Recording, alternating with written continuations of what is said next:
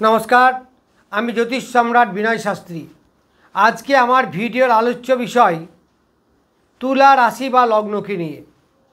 आगामी 29 मे जे राहु केतुर गोचरे परिवर्तन होच्छे एकटी घर थेके आरेकटा घर अर्थात मीन राशि थेके कुम्भ राशिते एबं केतु जाच्छे कन्या राशि थेके सिंह राशिते।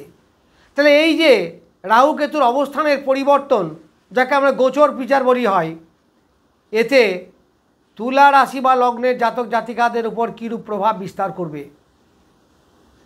ताहले राहु एखन कुम्भ राशिते, ता तुला राशि कि होच्छे पंचम स्थाने।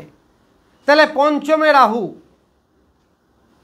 और एकादशे केतु। ताहले एकादशे केतु किन्तु सांघातिक भालो फल देय। ता राहु पंचमे थेके कि करबे? पंचम थेके जे फलगुलो आमरा पाई बार बारई बोलছি সেই फलगुलोर उपर नाड़ाचाड़ा करबे। सेटा भालो होते पारे खारापও होते पारे।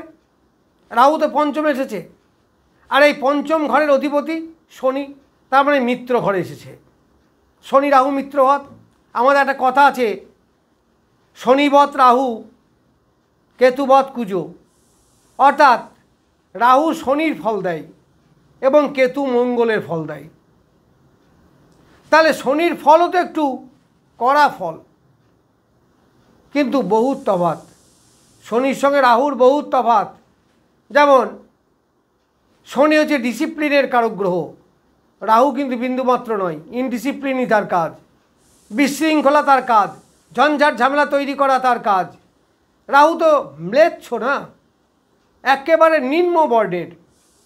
तार मध्य अन्याय अविचार এইগুলোতে তার রুচি দারুণ। সে অন্যায় করে দারুণ আনন্দ পায়, অবিচার করে দারুণ আনন্দ পায়, ঘুষ নিয়ে বড় আনন্দ পায়, লোকের ক্ষতি করে বড় আনন্দ পায়, ঈর্ষা জেলাসি এইগুলোতে সে আনন্দ পায়।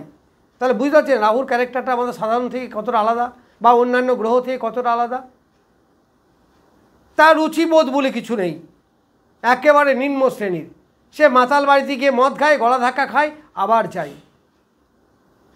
नीच श्रेणी लोकदेर काछ थेके देखबेन जारा नीच श्रेणीदेर निये व्यवसा करे, अनेक करे ना, अनेके करे ना, कन्ट्रैक्टारि व्यवसा, एजेंसि व्यवसा, এই लेबार टेबार निये काज करे।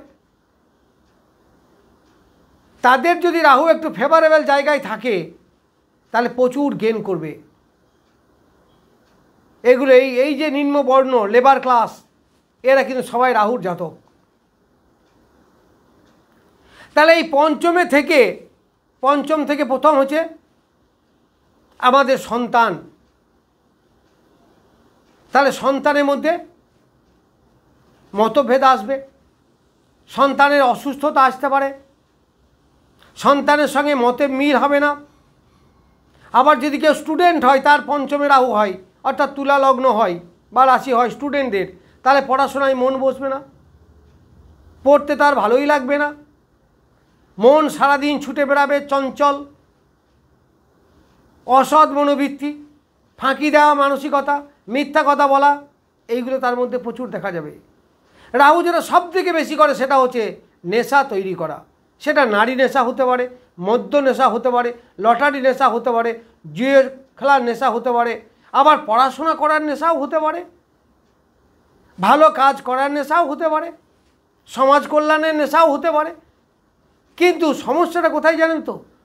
রাহু অল্পে খুশি হয় না। এক্সট্রিম পয়েন্টে যতক্ষণ যেতে না পেরেছে ততক্ষণ তাকে ছাড়বে না।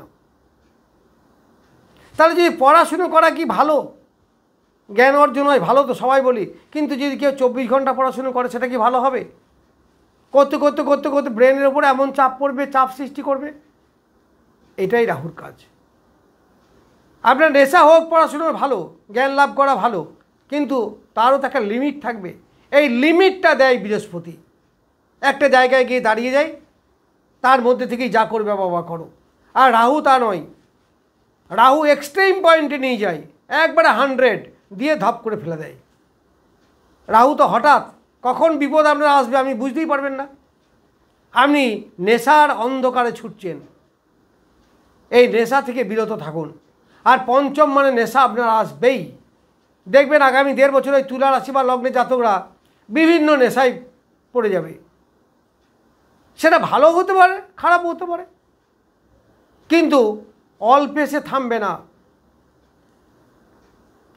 রাহুর কাজ হচ্ছে বাড়িয়ে দেওয়া, রাহুর কাজ হচ্ছে অ্যাটাচমেন্ট, যেটা লেগে থাকবে সহজে সে ছাড়বে না।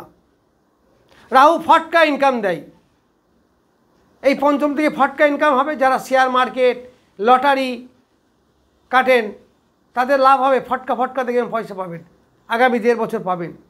কিন্তু পেতে পেতে একটা সার্টেন জায়গায় গিয়ে আপনি থামবেন, আর কাটবো না, অনেক তো পেলাম। এরপরেও যদি কাটেন, লোভ যদি আটকাইতে না পারেন, তাহলে ঘর বাড়ি বিক্রি, অ্যাসেট বিক্রি, যা থাকবে এমনকি হাতের ঘড়িটাও খুলে বিছিয়ে লটারি টিকিট কাটবেন, তখনই আনবে আপনার পতন। অহংকার সৃষ্টি করে এই রাহু, কারণ অহংকার, অতিরিক্ত লোভ, অতিরিক্ত নেশা, এই অতিরিক্ত জায়গাটায় যতক্ষণ না নিয়ে যেতে পেরেছে ততক্ষণ তো আপনার পতন হবে না।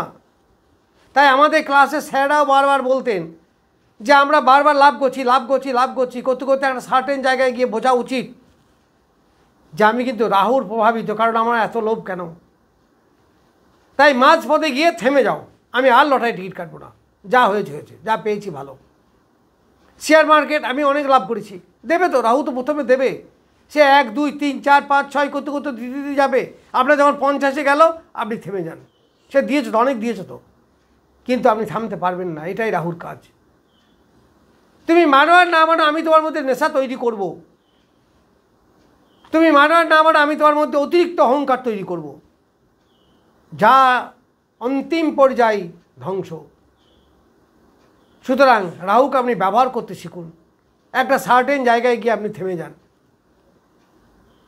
এই পঞ্চম থেকে প্রেম, প্রীতি, ভালোবাসা, এইগুলো বিচার হয়। তাহলে যারা নতুন রিলেশন, প্রেমে আবদ্ধ হতে চাইছেন, অনেকেই হতে পারবেন বা হবেন।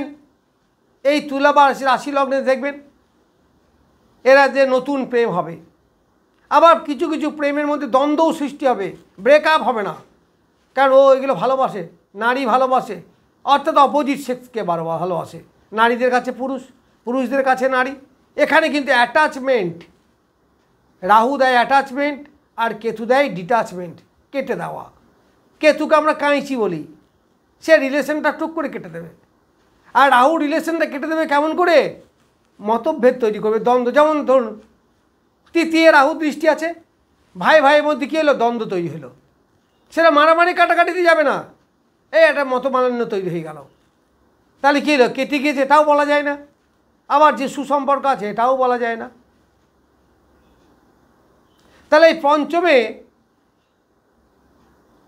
রাহু থেকে প্রেম, প্রীতি, অ্যাটাচমেন্ট বাড়বে, আকর্ষণ অর্থাৎ আকর্ষণ বাড়বে, মাঝে মাঝে দ্বন্দ্ব, মতপার্থক্যও দেখা দেবে।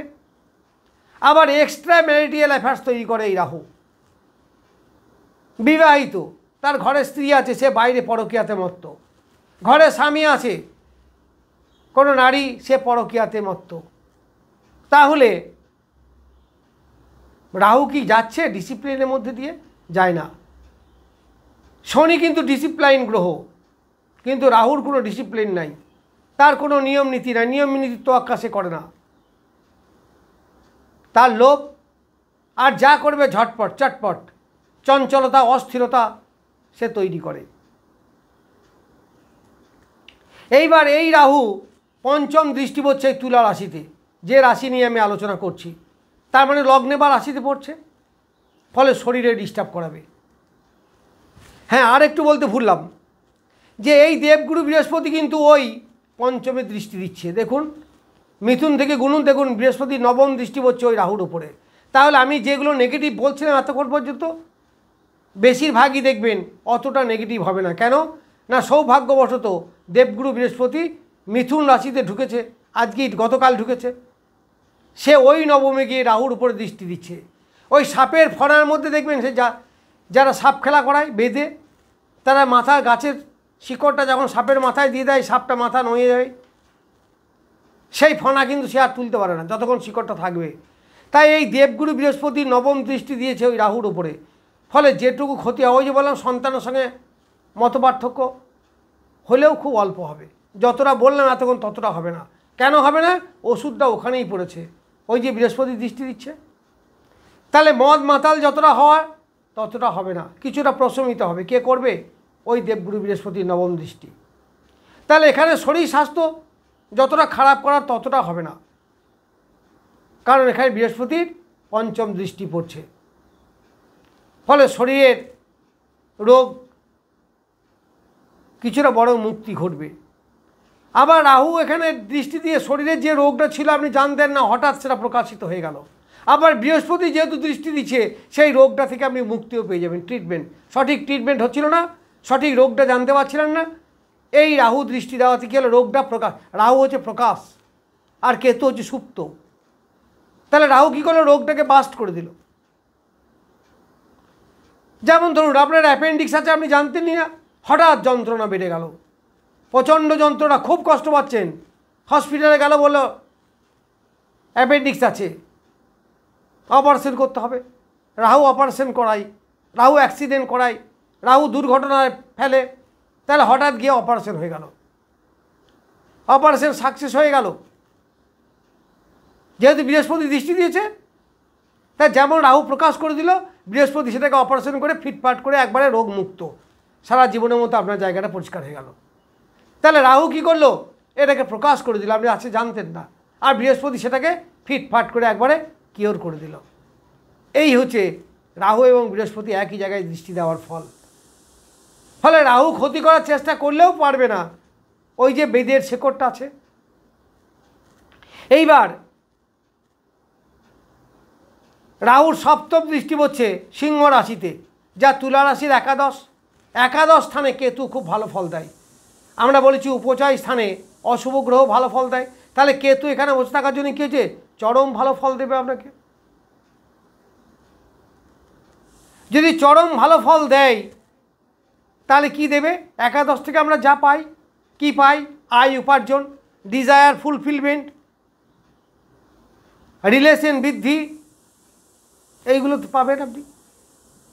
কেতু এইগুলো শুভত্ব দেবে, আরও দেবে। রাহু খুব বিয়ে দেয় জানেন তো, রাহু, বৃহস্পতি, শুক্র, এরা বিয়ের কারক গ্রহ। তাহলে এদের বিয়ে হতে পারে, এই জাতকদের বিবাহ হতে পারে। একাদশ বিয়ের একটা অংশ, যদিও সপ্তম, কিন্তু একাদশ হচ্ছে বিয়ের একটা জায়গা, ফলে এদের বিয়ে হতে পারে।